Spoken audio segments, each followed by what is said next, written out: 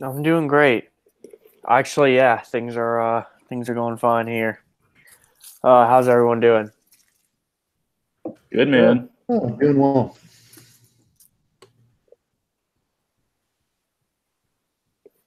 Uh,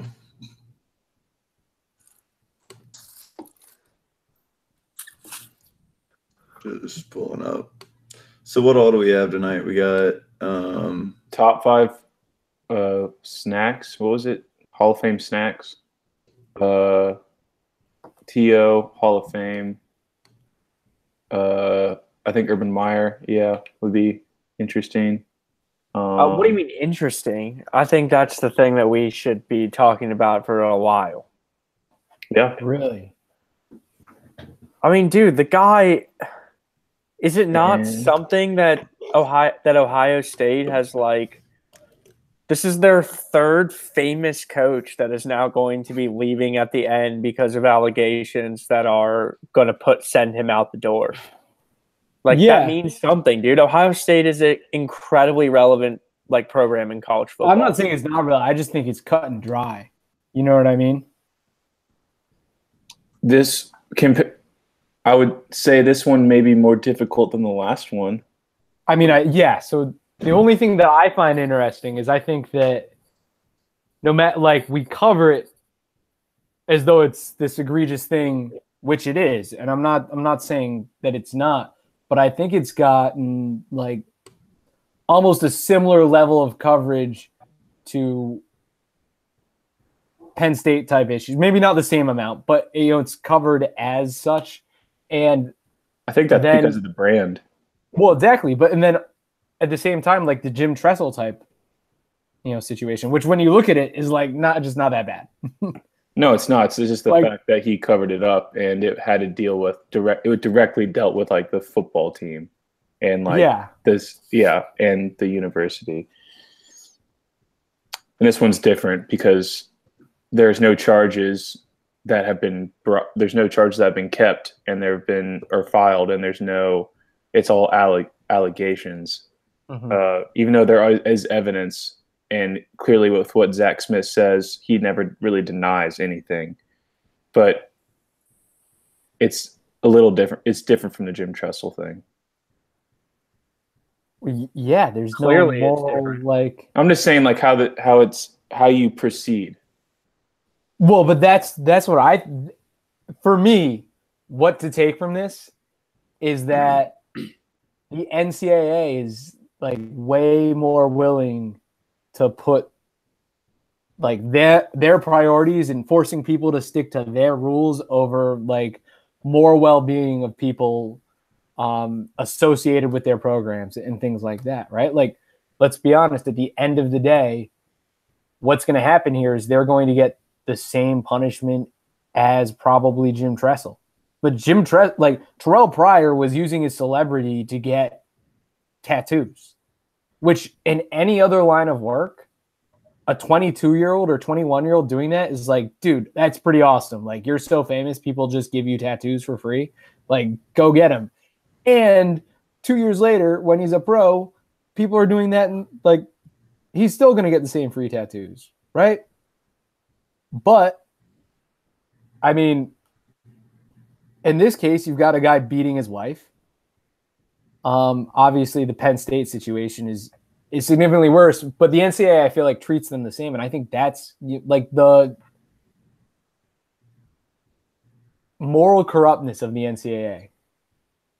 Like Michigan State, can we talk about that? Michigan State shouldn't have a sports program Just anymore. stop, dude. No, this is so much different, dude. This is such a different scenario, man. And okay, if you want to get into the macro issue, that's fine, Alec. But no, okay, this guy clearly went out of his way to try to put a domestic violence issue to bed. That's what I'm saying, though. So right, so it's not like it's not like any of those. It's not like any of those things that you're talking about at all. So if you want to talk about Michigan State, that's okay. We can do that at another time. But this happened this week. Like Urban Meyer's done at Ohio State. There's no way he's coming back. Yeah, of course. And that's because he chose to put the betterment of the football team above a domestic violence issue. After he said a few years ago that he had to step away from the game because he had set his ethics aside at Florida. At Florida, he had Aaron Hernandez in his huddle, who was a murderer. He had Percy Harvin in his huddle, who I'll let you go on Google and read stories about him in college. And he covered all that up with a guy named Tim Tebow. And so while they were doing all that winning at Florida and people thought that was the cleanest team in the country, that was actually the team that was getting arrested more than any other team in the country. Then he left the sport because he said that he had become too unethical. He came back and went to Ohio State, and now he's going to get his ass handed to him there because he was fucking unethical. So, with all due respect to those other things going on with players making money off tattoos or whatever, that's great. But this is a more significant issue to me than that. Then Michigan State? No, then Larry Nassar raping girls for like 20 years? It's not more significant. No, it's not more significant, but it is something. Okay, first of all, my bad. I misunderstood what you were saying. I don't understand how the thing having to do with Maurice Claret has anything to do with it at all. I wasn't talking about Maurice Claret was never brought up. Or with Jim Tressel. Because it's both the same program and it's both just like it's someone covering up what someone on their staff has done. And that the NCAA is going to punish them with similar ramifications. Except one is, like you said, him intentionally, not intentionally covering up a domestic violence situation where somebody's getting hurt. And the other one being Jim Tressel covering up that his player is receiving tattoos for free. But the NCAA is going to punish them with similar measures in all likelihood. Because they're not going to punish them more than they did Penn State. And if you look at what they did to Penn State and what they did to Ohio State the first time, the most they'll get is right in between that. The punishment will be the same. Which is what? What was the punishment last time? He lost 7 games, and he lost his job. 7 wins, and they couldn't perform in the BCS championship, and for they the lost next in year. Yeah, lost the scholarships. They couldn't. Yeah, they couldn't get any bowls the next year. Yeah. Okay, first things first, the Michigan State scandal is clearly huge, all right? I don't want to seem like I'm minimizing that at all. Second thing second, though, I just think it's interesting to note that this is now going – like, Mac, you're an Ohio State fan. I sort of want to get your opinion as a fan on this is the third coach now where this has happened. Like, that seems sort of like a systemic issue there that's going on in Columbus. No? Yeah. I have to say – I mean, yeah, but – it's hard to unpack because obviously I'm a fan, so like there is a little bit of bias, but I know how fucked up the whole situation is.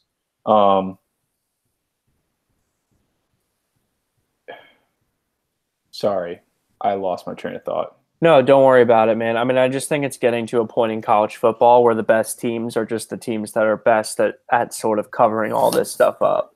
But clearly they're not good at covering this stuff up. And well, of course they're not, but I'm saying that the teams that are best in college football are the teams that are the best at covering it up. And that may seem like reckless speculation, but also like we're getting to a point now where there was an FBI report I know last year in college basketball. I have to assume that similar investigations are going on in college football. I mean, clearly the sport is entirely unethical, right? The leader, at least at Ohio State, seems to be a not so ethical person.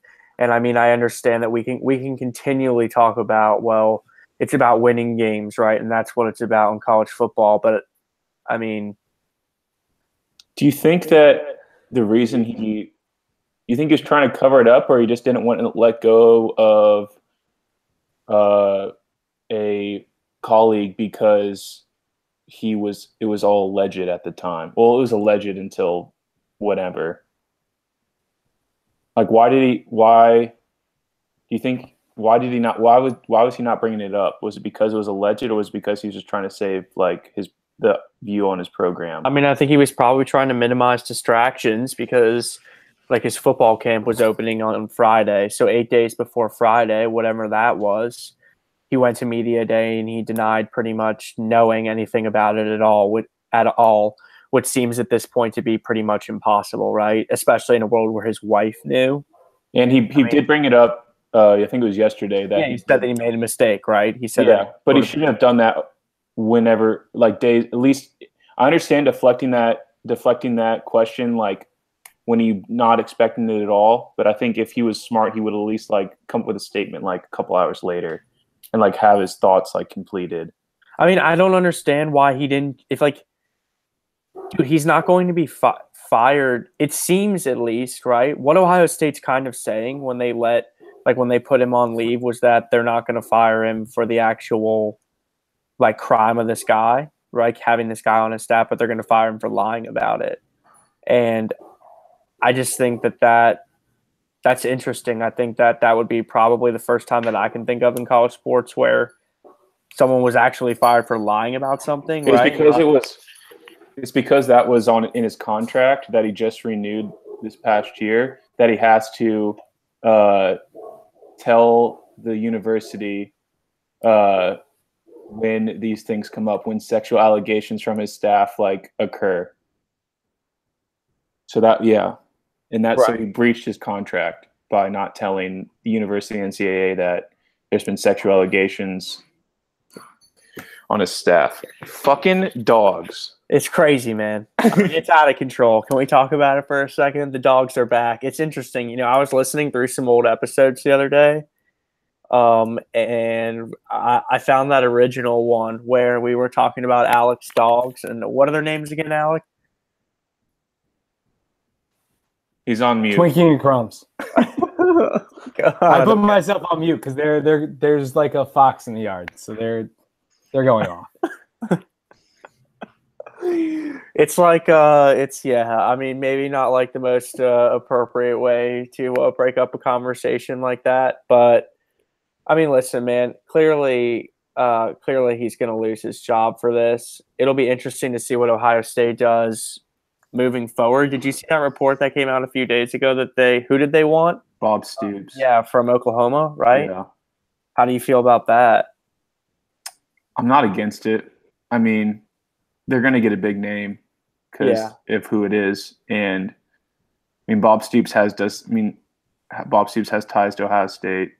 So, I mean, I'm not against it at all. I mean, I do think one interesting. And he's free. What do you mean he's free? He's on the market. He's looking for jobs, and he's a big name. Right. I mean, I do think one interesting piece here that I heard a couple days ago was that there's some connection between Jim Harbaugh and this assistant's grandfather, I believe. This assistant's grandfather, I'm pretty sure, gave Jim Harbaugh his start in coaching. Mac, do you have something on that? Yes, he did. But also, I think another thing is Earl Bruce, which was 4 coaches ago. It's his grandson. So that is like one speculation on why this kid wasn't dropped years ago. Yeah. Well, I mean, that makes a lot of sense, right? And that sort of speaks to the good old boy network that is college football. Yeah, because why wouldn't you, as soon as you hear these allegations, drop him and then pick up someone who's probably even more qualified or someone who's just as qualified to run a receiving core? Right. I agree. Yeah. That was the part that was problematic to me all along also, because this happened in 2015, right? Allegedly, it happened in 2015. Yeah. Right. Okay. Or at least the incident that like sort of this whole thing stems back to. And so I don't really understand why we're not talking more about like what happened in this 3-year period, right? And I'm sure that will all come out in testimony because I believe they're going to court, right? The two of them. But I mean, dude, the story is very interesting to me, and I just think we're still at a point where we're just existing. We're sort of existing in this like with this amateurism that is college football, and I mean, with that sort of system comes all this really, really nasty, unethical stuff, and it's going to continue to happen until the system gets changed. And again, who knows how that system gets changed? I really don't. But clearly Ohio State's got to do something, right? Because it's 3 coaches in a row now, so they got to get the next one right.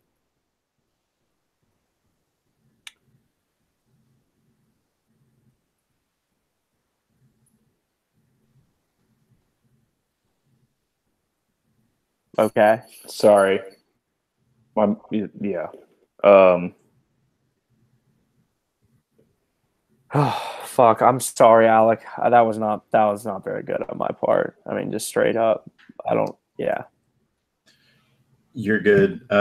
Only reason I'm not jumping in here is because I just haven't so far. So I didn't really have anything on like where y'all were at the time. As for like so the allegations are against two like sexual or not two like abuses, and then one he like had a restraining order and he showed up to her house at 3 a.m. and like was banging on the door drunk trying to get in. It's just, I know it's all allegation. It was all allegations and all this other stuff, and there was only one. There was an arrest, but it's just wild to me that you just don't drop that guy, no matter like what's going on. So yeah, will be interesting to see what happens. I mean, there's just no possible way that he was good enough at his job that it justified keeping him on. No, like we just said, there's so many other people trying to get a wide receiving job, and why can't so many other qualified people? Why does this guy have to stay? And it's because of that good old boy kind of football's family mentality. It's ridiculous. Yeah, I mean, it is ridiculous, but I mean, again, it doesn't seem like there's going to be any sort of change anytime soon. I mean, worth noting now that this is this is Urban Meyer's. You know, this is the second time that this has happened with Urban Meyer, right? I mean, at least he's sort of going out with sort of things happening at the end. And I think it's worth noting that I'm not sure that we've seen a coach get fired for lying like this yet. Of course, we've seen tons of coaches get fired for allegations against them, but this is sort of different. And of course, Joe Paterno got fired, but he got fired for not reporting anything, which I do think is a little bit sort of and then maybe. It is a little bit different. And then when they said he wasn't reporting anything and that he was going to go under investigation, he literally just said, "Yep, I knew," and like totally like gave them all the information they wanted and was totally like into just helping out the investigation. While Urban Meyer, even though it's been a way shorter investigation, has been like trying to hold his cards close to his body. But Urban, not to it's different. It's different. It's not as bad. Joe Paterno's was like, if we really want to like, we're not. Matches, No. But I mean, Joe Paterno was going to go to jail. That's what Urban Meyer. I don't know the legal ramifications, but Joe Paterno was going to go to jail. In other situations, in other like careers, or would it be?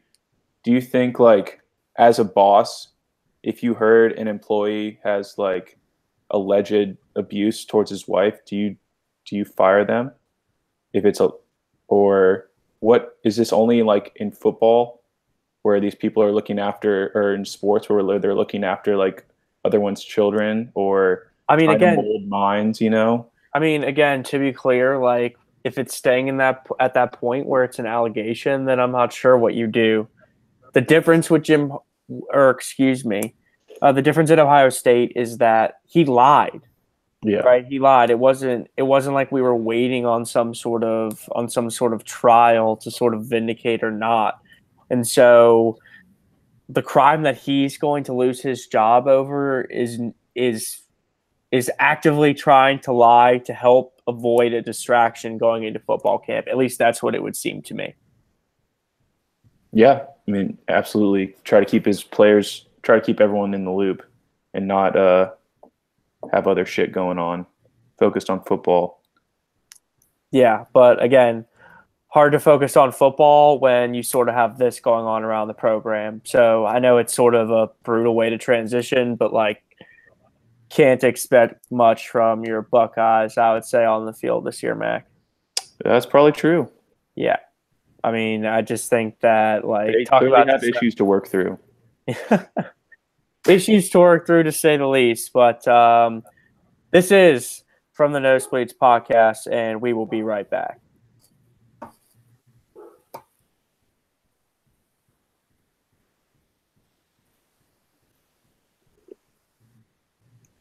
Sorry, my brain's working pretty slowly today, so I apologize for all my Yeah, I don't bullshit know. pauses. That was probably mostly on me, man. I don't know. That was not, It'll be fine, but yeah, I had a lot of my brain's not functioning very well.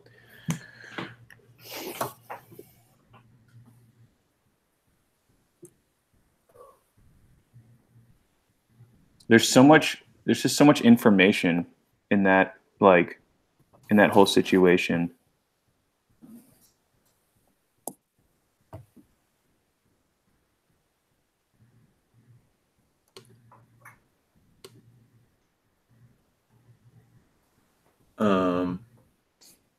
Do y'all want to go like Hall of Fame stuff after that and go state football or what?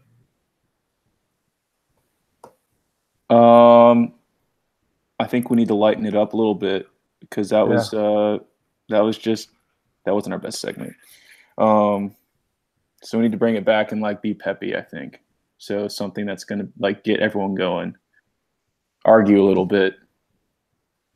So whether that is the Hall of Fame, TO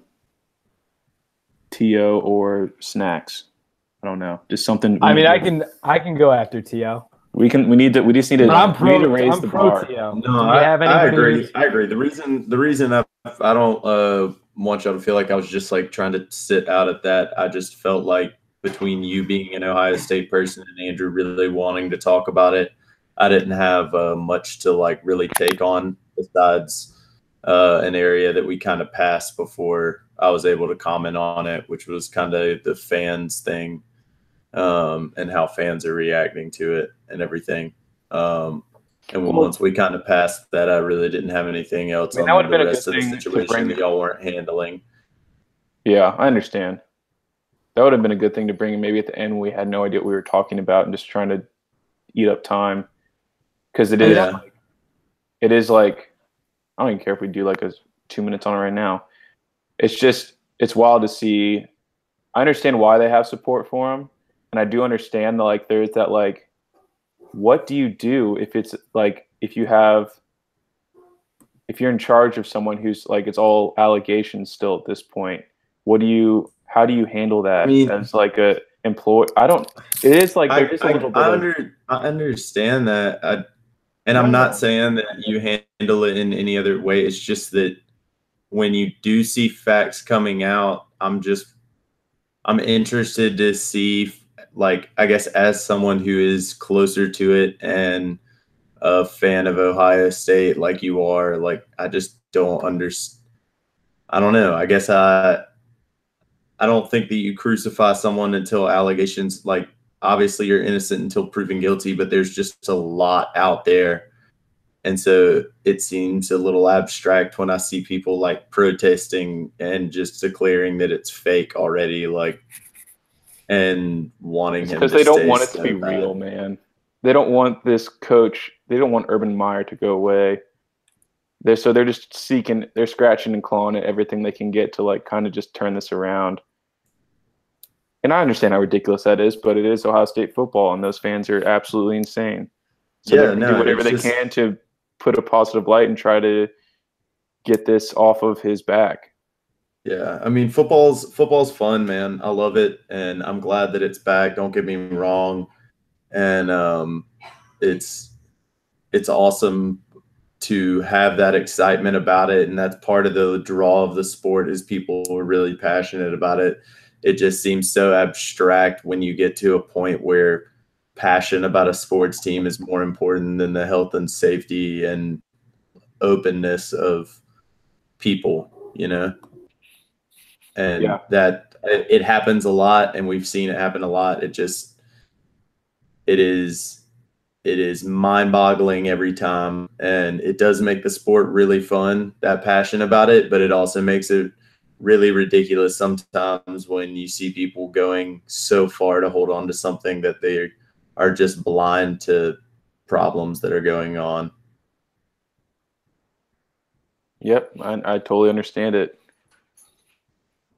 Of course I want Urban to stay, but he did something wrong, and he needs to go for that. He needs to take guilt for it. Yeah, and he probably is going to move on, like Andrew said, and honestly, like we've seen it happen with this particular program for different reasons for different coaches, but they always seem to reload and end up back up there, which is just, I think, kind of more of a statement of where the NCAA is at. But yeah, I think it'll obviously translate to the field this year, but I don't know. Once he's gone and out of there, I don't expect Ohio State to disappear for too long from the ranks. Do you know anything about this kid who's taking over, or this Mac, temporarily at least? I do not. He's been part of the coaching staff for a while now. He's a head assistant coach. So it still is the same. No, I don't know too much about him, other than he's been there for a while, and it's every other coach minus Zach Smith and Urban Meyer is still there. And then Brian Hartline took Zach Smith's job, but Brian Hartline played in the NFL and went to Ohio State and lives in Columbus. So it seems like their best option as a quick fix kind of for that. Well, it will be an interesting test of my theory that coaching doesn't really matter all that much.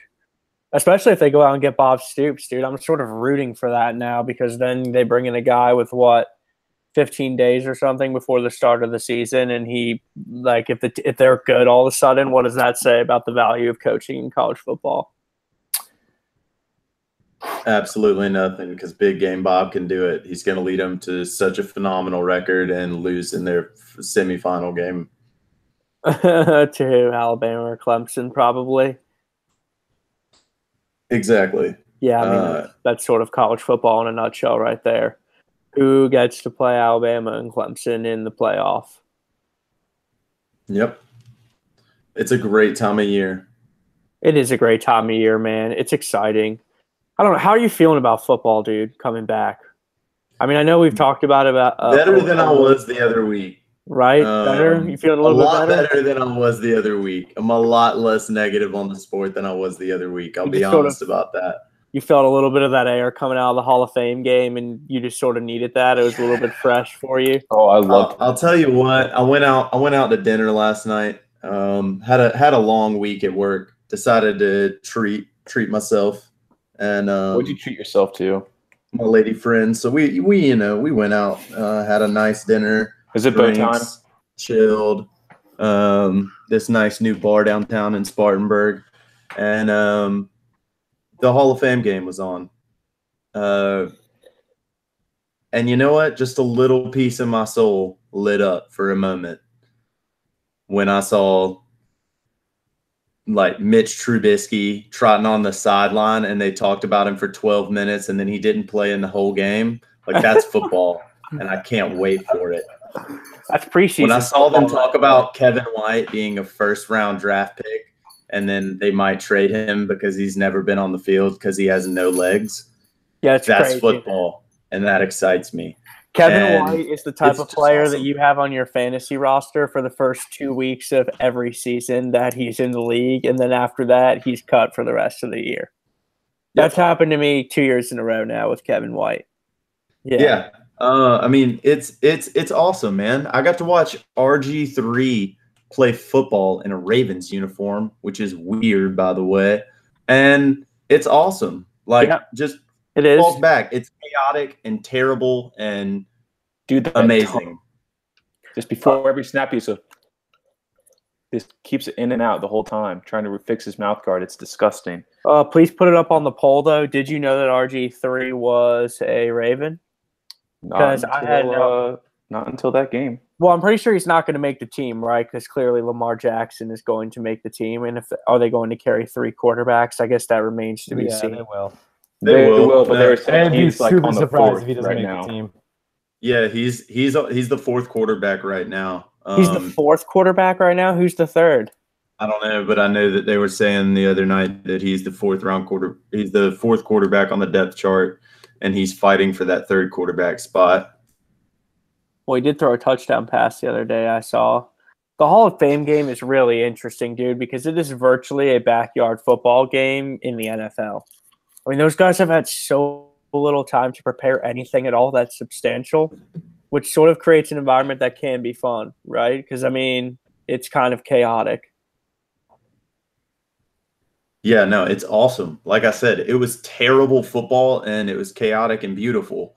And that's what lit up my soul a little bit because as bad as it is and as annoying as it can be and as terrible as the fans can get, it's such an amazingly fun and exciting sport at its core to watch because there's so much happening at the snap of the football. There's so many people colliding. It's a little battle every play. And so there's a lot to like watch and get excited and a little bit jacked up for. I'm just so happy to hear that you've made it to this point, man. I mean, the other week you had us all pretty scared. You were don't get me wrong. It's still very low on the ranking of sports, but at least I have something else to watch besides Braves baseball now. Okay. So while you bring it up, any update for us? I have seen 0 outs of Braves baseball this week. Excellent. And so that's the extent of the report right there? Yep. Nope. Not a thing. Hadn't seen it. Hadn't looked at it.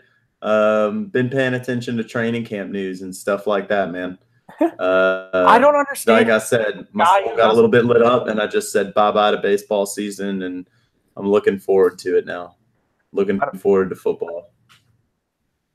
I don't understand how you go from guy who swears off football a few weeks ago to guy who's all of a sudden looking at training camp reports online. It's the Hall of Fame, man.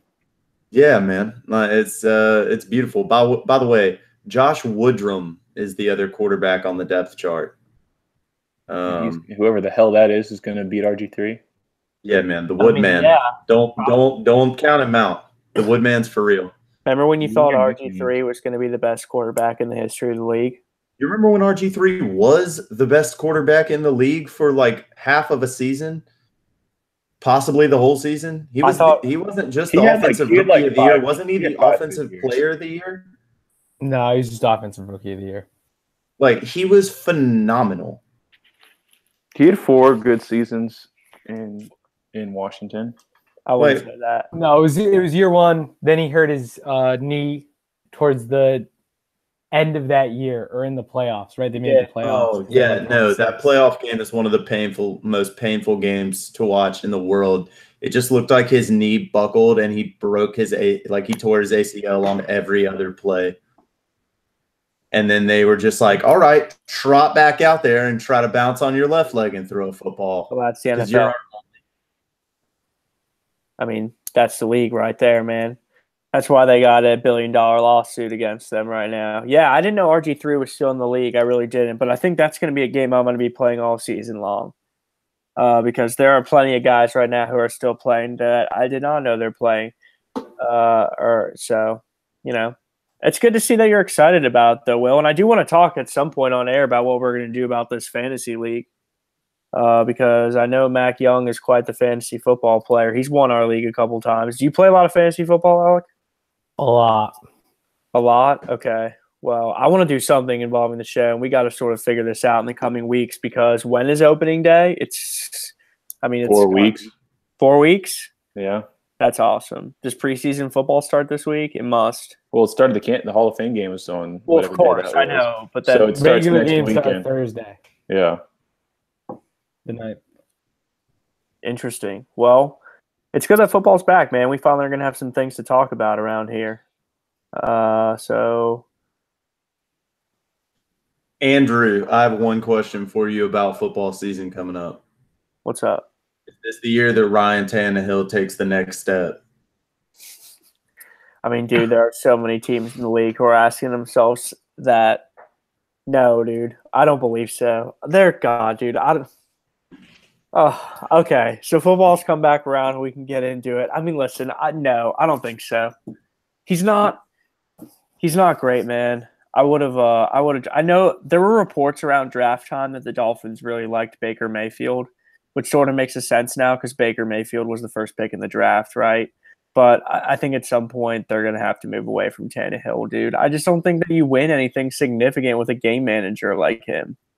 And I mean, they don't have a lot of weapons around him, man, and he's not really the type of guy who's going to go out and make a whole lot of people better. And so, I mean, 7-9, dude, I feel like would be really, really good for them. And quite frankly, I think that would be pretty good for any Ryan Tannehill-led team. Hey man, 7-9 doesn't look bad in the NFL anymore, man. That's like one game out of the playoffs nowadays, depending on your division. Right, I know, and that's the ridiculous part about it, dude. No one, like last year, no one was good. Like if you like Philadelphia, the two teams in the Super Bowl were good, and everyone else had a fatal flaw. And that's the thing about the NFL. I mean, you can talk yourself into so many teams having a chance, but at the end of the day, we do generally end up with like the same teams over and over again, and those tend to be the teams that either have the really good quarterback or the really, really good defense, or both. I mean, that's why I think this Philadelphia thing is for real, because they have both. Their defense is very, very good, and so long as Carson Wentz can come back healthy, that's going to be something that's a lethal combination.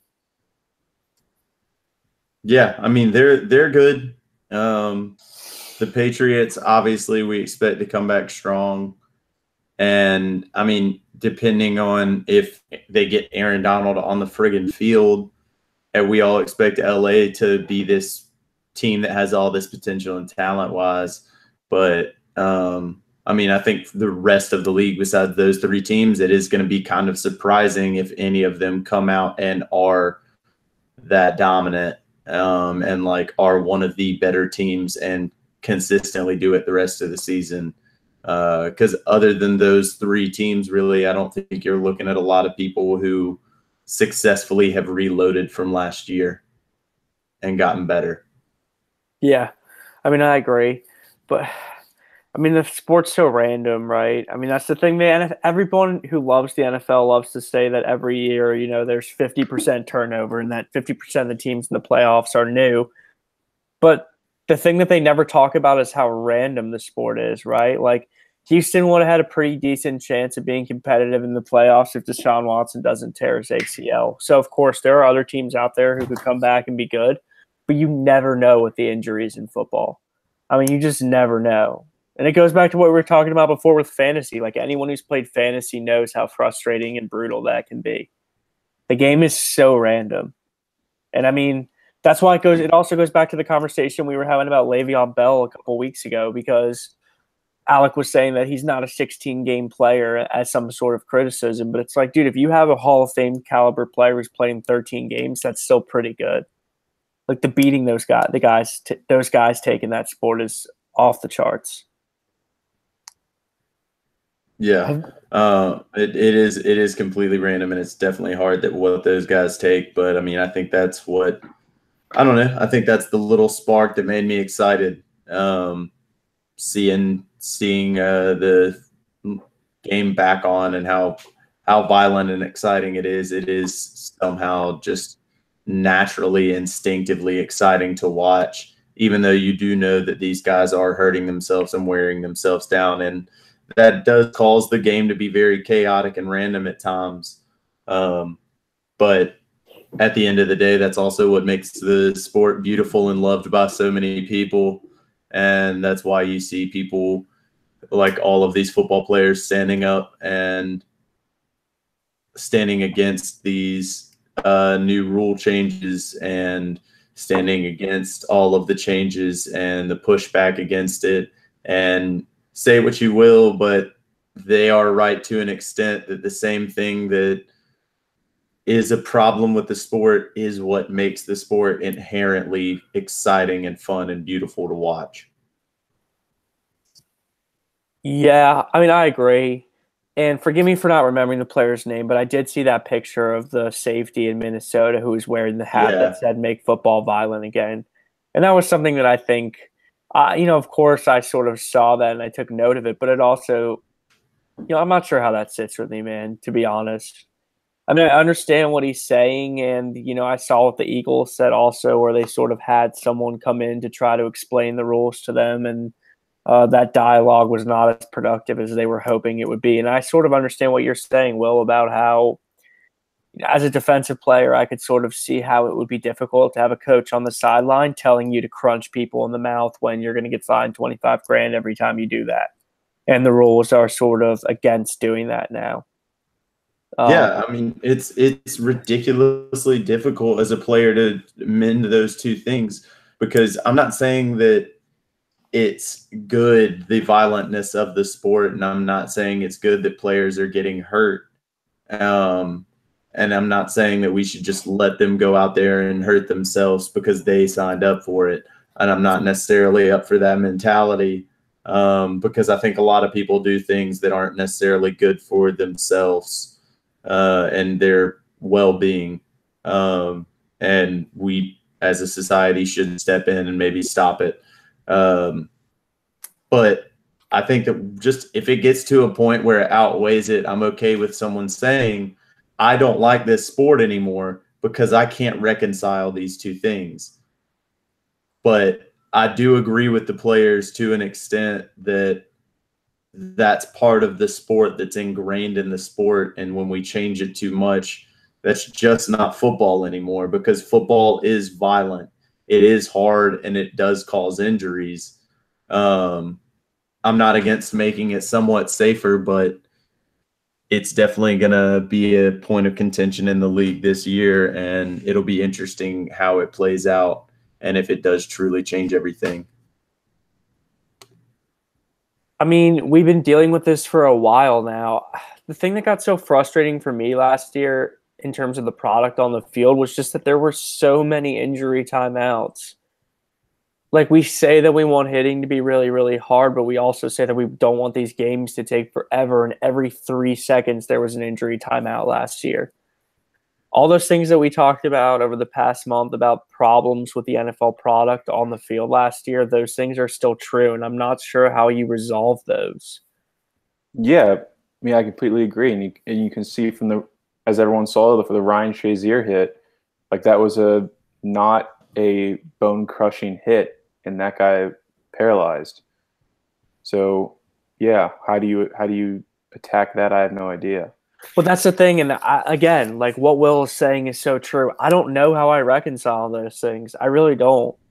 I've decided that I'm going to watch this year after really deciding at the end of last season that I was sort of over it, not because of any ethical conundrum going on in my own head, but because the product just wasn't very good on the field. And until you get more quarterbacks out there that are throwing it down the field and making things happen on offense, I'm just not all that interested. Or I'll tune in to watch when Aaron Rodgers plays Tom Brady when that time comes, or the rare time it happens in the regular season.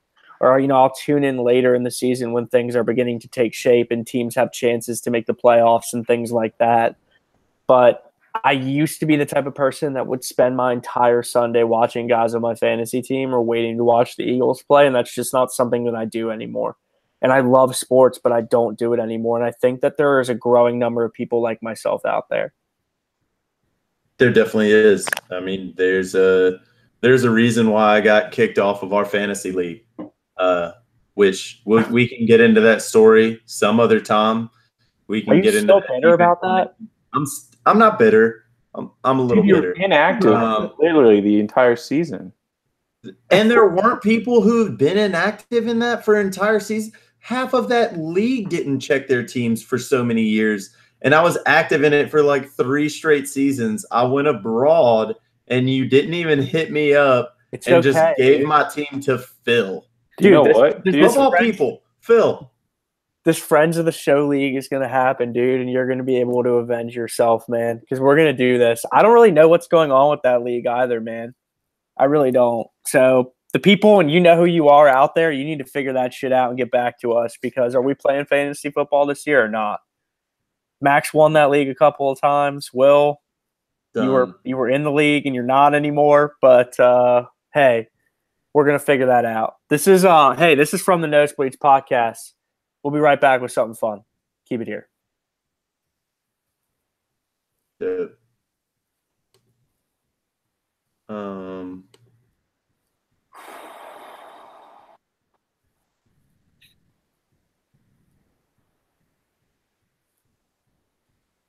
I think we got to go some like light and fun. Gets us all like in it. all active in the conversation.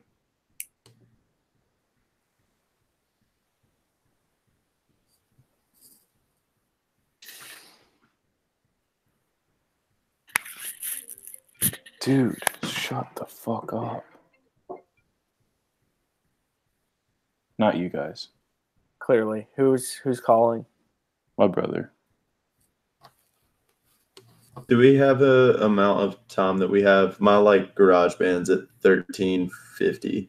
I mean, we started let's say 8:05, and we've maybe had Andrew stepped away from his computer, and as soon as he stepped away, we started talking. We kept going on the football thing, so we might have 3 minutes of downtime or something like that. I feel like Yeah, and I mean, there's a little bit in that first conversation I think to cut. Oh yeah, for sure, and yeah. So, I mean, we can splice up that a little bit. Yeah, yes. I was just thinking about that. Yeah, I'm down to do a fun segment and get everyone really involved here. So why don't we just bring it back? We'll do intros because we haven't done that. We'll plug all our shit and then we'll get into it. Yeah, let's do it. Let's see. Pulling up my list to try to finalize all my shiz. All right.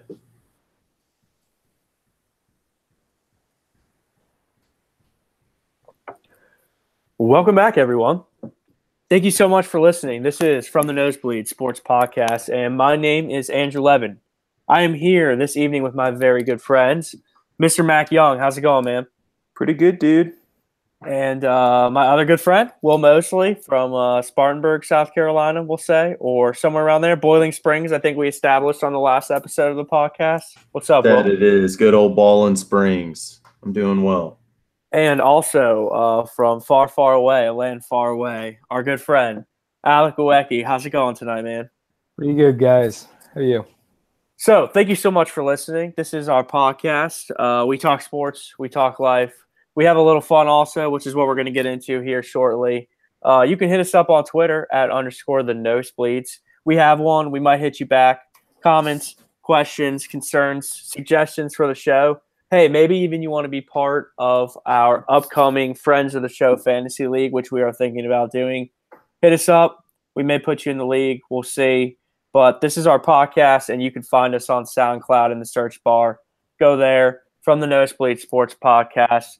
That is where you will find us, and we are the real From the Nosebleed Sports Podcast. I was actually doing some searching the other day to see what was up with that old Tennessee Titans podcast thing, and still no post from them. So as long as we keep our likes coming and our listenings coming, soon we will be the real, right? The one and only, hopefully. That's the goal long term.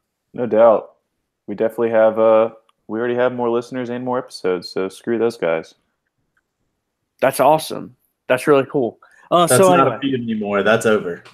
That's over. So we're here. Well, we're not here. We're working toward it, but we're past that, and we're really fucking happy about that. And so I know we're going to talk snacks now, which is something that I fucking love. So, and it's something I know that Will, you particularly enjoy also. Oh, this was one of my hardest top fives to make. I might be able to go 100 deep if we sat here. We could do a full hour. Deep? We could legitimately do a full hour on snacks if you wanted to, and I think we could fill it up. We'll cut it down for time's sake. So I've got my five with a couple honorable mentions, but dude, it's a passionate subject. If you feel like you can do 100, then your number one, you must feel is very well vetted. Like you have pocket aces in terms of what your number one is then. Well, see, I've thought about it as a Hall of Fame ballot. So all of my top five are almost equal. Like they're 1A, B, C, D, and E. Right. They're just right there. Sure. Because there's so many snacks. But yeah, man, it's going to be a good topic. I'm interested to see the interpretation of how everybody's brought to the table what they like to snack on as their favorite snacks. All right, I'm interested to see also. So we've got to figure out, like always, how we want to do this most effectively. Do we want to let one person go at a time, 5 through 1? Are we all going to do 5? Are we all going to do 4, 3, 2, 1? How do you want to do it? I think we should run through and do it snake style. So we'll do from number 5. Fours. Okay. Yeah. Okay. So Alec, if you want to take it for Yeah, sure. number I'll jump 5, in. we can go Alec, Andrew, Mac, me, and then we'll snake it back, and I'll give my 5, 4, and then we'll send it back all the way until we're done. Are we gonna leave room for honorable mentions, or are you just at 5? Give your mentions at the 5 end of your- honorable mentions at the end. Okay. But let's just let's start with 5. Alec, what you got? 5 for me, and I'm staying pretty strictly savory. 5 for me is beef jerky. I love beef jerky. I don't have a specific brand that I'm gonna throw too much higher than any others. I kind of I eat it probably like once a day. There are things that I would rather eat more often, but 5 is definitely beef jerky. I've never had beef jerky. Wow. It's an acquired taste, I think, but I love it. I don't like it that much, but that's amazing. Yeah. You had it. Yeah, never tried it. That's a surprise. I'm not saying that you have to like it, but I'm surprised that you've never tried it. I'm just not really big on dried foods. I think there's something about it. I'm a big texture person when I eat, and so like I anticipate having this very like dried meat texture, and that's just there not, you go. that's In the just best not, and worst way, that is exactly what it is. Yeah, right. The And so, like, definition of beef jerky, right there. right, and so that's not exactly something that like I've ever thought I would really enjoy, and so yeah, I've never actually had it. Really, I don't think I've ever even tried it because it's been that. It's just like the appearance of it is pretty unappetizing to me, but I get it. Like I get why people eat it. I mean, you know. Okay. We'll see. Let's hear what's your 5 then. Potato chips, number 5. Any potato chips. Any here's the specific thing. brand type? Well, here's the thing. If you're asking me, yes, I would say like you have to go kettle brand or something in there. Something that's kettle cooked, Cape Cod, whatever your choice is, it has to be kettle cooked, right? Because I like that extra crunch. But I said chips, and when I say chips, I mean like all of them. If it's a potato chip, it can be flavored, dude. They're so versatile. You can dip them, you can pop them, you can crunch them up. You had me on versatility, man. I mean, really, that's the thing. I mean, there's so much that you can do with the potato chip, and that's just number 5. All right. Matt? My number 5, I am staying in the chip realm, but I'm gonna single out one chip. I only eat it probably like 3 times a year, but those 3 times are amazing every time. I love Cheetos. They're good. I think they're the best chip out there. Cheetos a chip? Yeah, well, I'm gonna put them in the chip category. They come in that Frito-Lay like mixed bag of shit. Yeah, dude, I love Cheetos. I never eat them, but they're great. Okay, I'm not going to ask you about a chip non-chip distinction on where Cheetos fall. I'm just going to ask you what type of Cheetos. Are you talking original? Are you talking flaming hot? Are you talking puffy Cheetos? Sure. That is a big there's also difference. crunchy. So, but I like either original or crunchy. All right, that's the right answer. In case you were wondering out there, everybody. I'm not a puff. I'm not a cheese puff guy. I like the puffs. Well, we'll see if that shows up on anybody else's. I think it is. My number 5, I'm gonna go with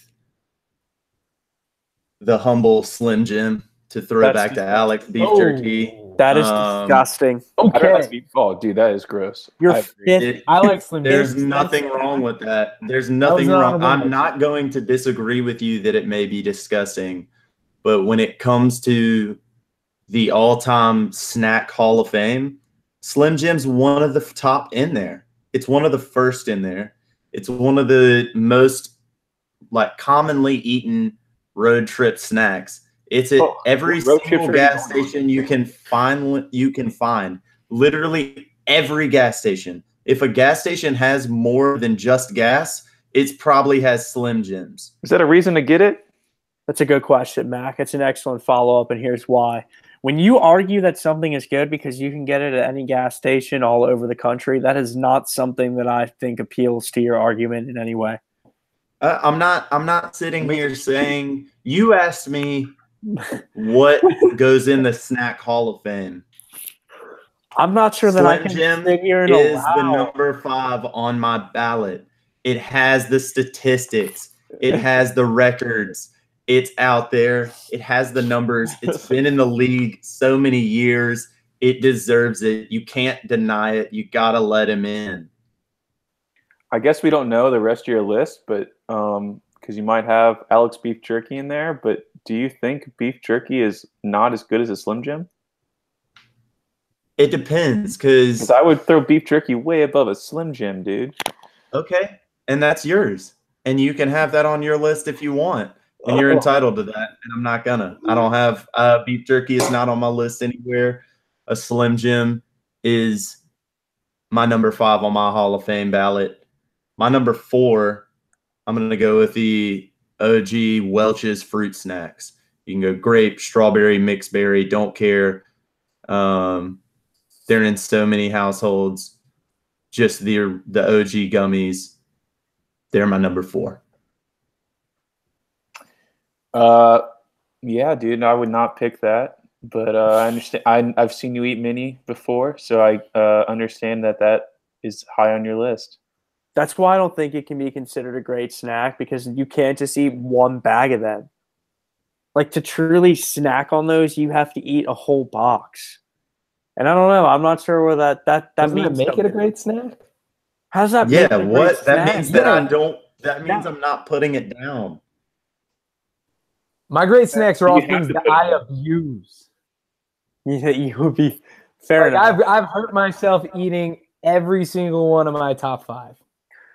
Okay, Mac, what's your number 4? Chips and guac or queso, and I did throw the guac or queso in interchangeably because I think they're both delicious, and it doesn't really matter to me. But yeah, chips and guac or queso is my 4. Interesting. If you had to choose guac or queso, which would you choose? Guac. Interesting. Put that up on the poll, please. Guac or queso? Because I think most people would choose queso. And I know salsa is definitely the 3rd in that bunch, unless you just don't like avocados, which I can't remember if Will does or not. But yeah, definitely guac for me. Okay. My number 4 is nuts. All of them. They're delicious, especially ones that are flavored like yeah, exactly. You're welcome for that. You're welcome for that. Chipotle, jalapeno, they're excellent. I love them. They're so good, and they're like not the worst thing to snack on either. Because the ones that are left on my list are not the most healthy. So I've got to throw in some health there. Peanuts, they're pretty good. Cashews, those two. Alec, why don't you do 4 and 3? 4 and 3. All right, so 4 for me. We're gonna keep this kind of broad. It's popcorn in any form. So I'm talking smart food, or if you just have, the bags, the Oscar Mayer, or no, is it I forget who the popcorn guy. It's not Oscar Mayer. But I think it's Movie secret. Orville Redenbacher. Orville Redenbacher. There's an O there, right? Or right, if you're at the movies, I love popcorn. Do you like kettle corn? I like kettle corn, but not as much as like salty, buttery popcorn. Do you like? All right. When someone during the holidays brings you that big tin of the 3 styles of popcorn, which ones do you finish in the order? Oh, that's caramel corn. Easy. You go there first. I go there first. Dude, you can have anytime I get those, I'm Irresistible. going to send that side to you. I hate that. What? Interesting differences here. Interesting differences. Definitely on the butter and the cheese ones first. All right, so Alec, let's why don't we do this then? Let's do your 3 and your 2, and then we'll go across for everyone's 1. Okay. So my 3 and my 2. 3, which is going to be a little interesting. It was chips and salsa. There you go. Very specifically chips and salsa. I think I like guac 3, better, dude. but salsa deserves the Hall of Fame. Like, don't get me wrong. I think that's where, If we're from what talking I understand where stats Will's and going. wins. Like, exactly. Salsa is the Yankees of things you dip chips in. So chips and salsa is They're always around. That easy is number an 3 for me. excellent statement. Please put it up on the poll. Is salsa the Yankees of things you dip chips in? Yes or no? Yeah, that's a great one. Number 2, this is personal, but it's goldfish. Specifically cheddar or plain, but it's goldfish. I mean, it's the funnest thing you can eat until you're like 12, and then it's the most nostalgic thing you can eat for the rest of your life. I love goldfish. They are delicious, man. They are really Phenomenal good. You ever choice. put them on a salad? That's a No, but that sounds like a great crouton. Honestly, that's 10 times better than croutons. Yeah, it's a little treat there for the listening public there. Next time you're about to enjoy a little salad there, throw some goldfish on it. You're welcome for that little tip. Yeah, it's pretty good, man. It's really, really good, actually. All right, cookies is my number 3. We did a whole top 5 of just cookies, man. There are so many out there. They're delicious. Talk about versatility. Like, any flavor you want, you can probably find a cookie that is that flavor pretty much, right? And so Yep. they're excellent. I mean, they're just excellent, plain and simple. Number 2, dude, how about hummus? Like, I used to not be a hummus guy, man. Now I'm a huge hummus person, dude. Get some bagel chips, possibly, maybe a little pita, a little bread, a little toast, dude. You can put it on pretty much anything. It's delicious. I know me and Mac were talking about it earlier, but there is this dope company that makes mango sriracha hummus out of Asheville. They're called Roots, so shout out to them. Maybe we can get some sort of deal with them, and they can send me like a case of their hummus because that shit is so good. Hummus, man. Try it.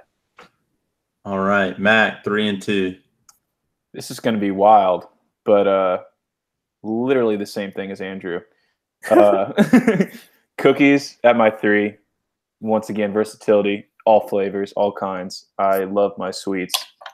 And if you get a little bit of milk on the side, that's an extra bonus. And then, I got hummus with, I like those pretzel thins, crackers that usually ends up being right next to the hummus at the grocery store. It's like they know me. Also, in the Roots, mango sriracha, garlic, all the different ones they got going on are good. So literally the same thing as Andrew on that one. That's crazy. Wild.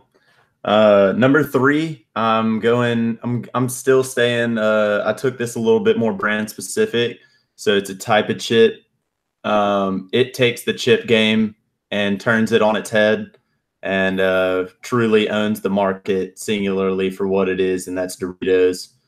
You can get Cool Ranch, you can get anything, like you can get whatever flavor you want, but Doritos dominate and do something with chips that no other chips do. I understand the kettle chip argument, but it has that Cheeto factor that I know that Mac would appreciate, where after you finish a bag of Doritos, you get that extra little kick of being able to lick your fingers and there's all the flavor dust on there. So that happens with Cheetos as well. So that's a big bonus for the Doritos there. And then number 2, I do have chips and salsa, or I had queso. I'd put queso above salsa if I was going personal. If I'm going Hall of Fame, I got to go salsa for Alex's argument of, it's just everywhere, man. You can't get away from it, and it's phenomenal at every restaurant. And half of the time we all remember in high school going out to eat at the Mexican restaurant in town with our friends and then not having any cash on us. So we just sat there and ate chips and salsa while the rest of our friends ate, and we drank water and just chilled and laughed for like 3 hours and just filled up on chips and salsa. I think it's something a lot of people have experienced. So those are phenomenal. And we'll get to my number 1, I guess, and take it across here. And this is something near and dear to my heart. I've eaten maybe 1 million of them. They're another thing you can find at every gas station.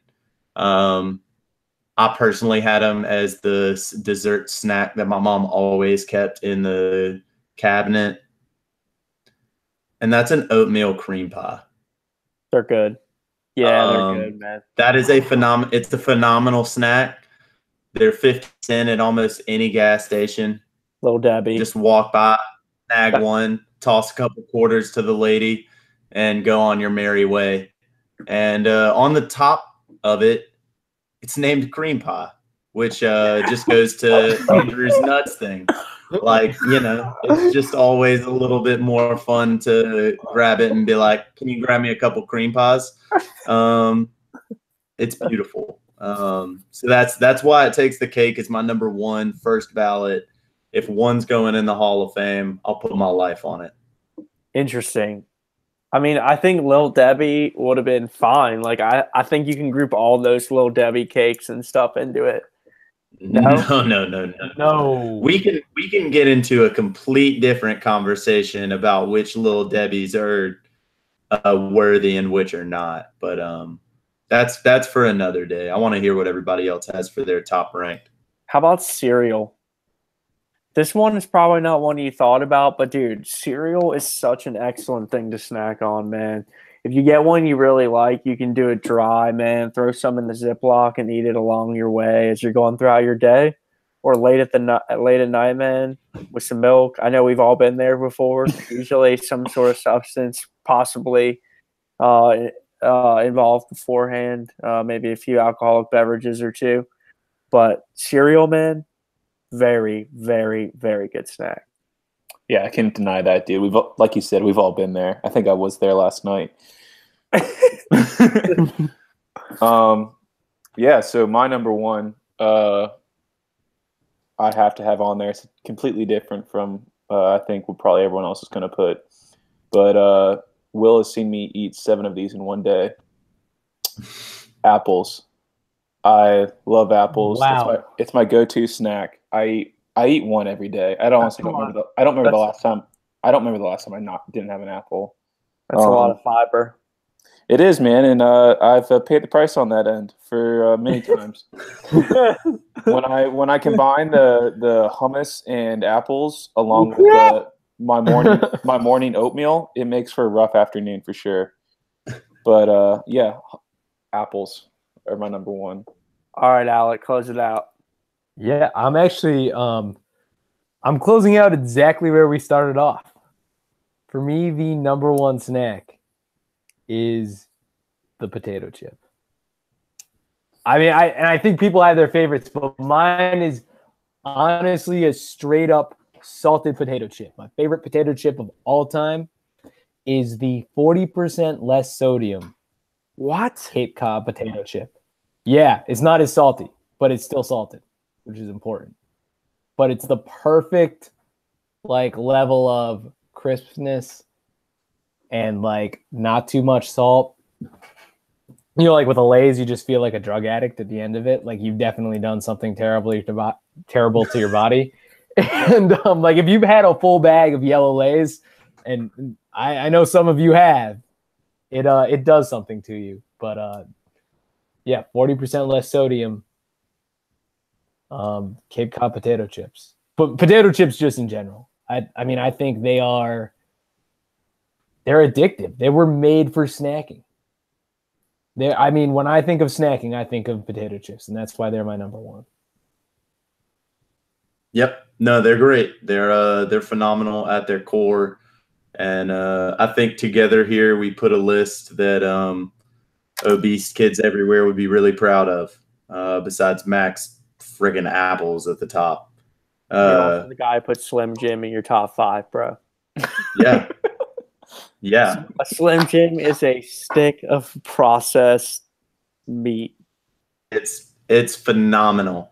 And I can feel proud as someone who has snacked on Slim Jims, knowing that I'm still not going to be the processed meat guy on the podcast. That's true. So true. No, it's very true, man. It's very true. I was gonna say, Alec, you must. I mean, a Slim Jim for you, dude. That's walk in the park. Absolutely, man. I mean, sodium wise, that's what, 1/8 of what you probably did with that can of Spam, maybe. Not even close. I mean, that's just again, we come up all the time with these separate conversations when we're having them, dude. But in terms of things that you cannot find in almost every single gas station in the country, I mean, Slim Jim might be number one on that list. I mean, really, if you're thinking truly about just every single gas station in the country, I think Slim Jim's really, really high on that list. Maybe the Oreo also, which speaks to the greatness of the cookie. But I think Slim Jims are more common than gas. I want to backtrack there. Like legitimately, the convenience stores that have just stopped selling gas still sell Slim Jims. Yeah, I mean, for sure. Which is just weird to me, dude. Like, I don't understand that phenomenon. Why people enjoy that? Like, what do you enjoy about eating that? Like, give us your 30-second ad right now. Now's your moment, Will. Go out and get your sponsorship right now. All right, Slim Jim, let's build. Come sponsor the podcast because it's brilliant. They give you a handheld piece of meat that you can just peel off, take a bite out of. You feel all like just Disgusting. strong and manly. What and is it? What you're is ready it to go. What is it made of? What's a hot dog made of, man? I don't know, and I don't ask because I enjoy them. Right, but at least the hot dog is warmed up and cooked. You're walking into a Jiffy Lube and buying a hot dog that's raw and then just eating it with your hands. Yeah, it sounds great. Do you peel it like a banana when you eat it? That's an excellent question, Mac. Or Are you you just, do that? Are you talking about the wrapper or the? yeah, I'm talking about the wrapper. You just take the Slim Jim out of the wrapper and get your hands all greasy with that meat stick. That's a great You don't question. want to touch that stuff. Oh no, you don't grab the meat. What? What am I, a Viking? What? I mean, you're the one who's sitting over here talking about taking bites out of it, like it's it's Pitch nothing, it, dude. What? I don't think I I could see eat the one. line that you're drawing there, but no, I'm not an animal. I don't want grease all over my hands. I'm gonna use the wrapper that it's intended for, and yes, I'm gonna peel it away and eat it like that. I'm not saying, like I said, I don't eat Slim Jims every day. They're not a regular. They're not the first thing that I'm gonna buy. But if we're talking Hall of Fame snacks, they're up there. You can't deny them. They have the numbers. Mac, do you like Slim Jim? Have you ever had a Slim Jim? I think I've had one. I've never had Slim Jim in my life. Alec, do you enjoy Slim Jim? I mean, I'm sure you Of do. course, I enjoy Slim Jims. You shovel canned meat into your face like it's just nothing, dude. I am all about the oddly preserved meats. And man, always a good show, and we can end on the topic of oddly preserved meats. My name is Andrew Levin. This has been another episode of From the Nosebleeds podcast for all of us here. My good friend Mac Young. Mac, any last words you want to get in tonight? I got nothing tonight, but thanks guys. It was fun. Will Mosley, anything? Thank you, Andrew. I'm gonna go eat some Cinnamon Toast Crunch. Dude, it's oh my gosh. Let me tell you something real quick before we get to you, Alec. Are you the type of person, Will, when you eat Cinnamon Toast Crunch, where you let it sit a little extra? Like you make the cereal and then you let it sit? Because I do that. You got to give Cinnamon Toast Crunch a little extra time. I know people out there are saying that it'll get soggy, but it won't. Trust it, dude. It makes it way better. Let that sugary goodness get into the milk, man. I'm telling you. I'll give you one more mix up for you, and I'll leave it at this. I'm not gonna deny yours. Grab yourself a box of French Toast Crunch. Grab yourself a box of Cinnamon Toast Crunch. Mix them half and half. That's the best midnight bowl of cereal you can find, and I'll kick it to Alex on that. Do not at me. Wow. That's a lot to learn then about you guys. For me, I go half wet cereal, half dry. So I re-add dry cereal to the cereal that's been sitting in my bowl. I cannot stand soggy cereal. Yep, but it's true, man. Soggy cereal's the worst. It really is. Mac, any tips for cereal there? What's your go-to at midnight? Your midnight cereal? What were you eating last night? I think it was French Toast Crunch. Oh God, dude, it's good stuff. But I think one tip I'll have on cereal is I love Life and I love Cinnamon Life and all the other ones, but I hate Life gets soggy so quickly. So when I was little, I used to have my milk on the side and grab it with a handful of Life, throw it in my mouth, and then take a sip of milk. Well, hey, we love Life here at From the Nosebleeds podcast. For all of us here, hit us up on Twitter at _the Nosebleeds. Please go to SoundCloud, punch the search bar, put in From the Nosebleeds Sports Podcast, and give us a listen. You will not regret it. We have so many good episodes up right now. Like I said, I was going through them last week. You got plenty to binge listen to. For all of us here at the podcast, thank you so much. We will catch you next week. Love you guys. All right, we'll get off live before that gets Yeah. too long.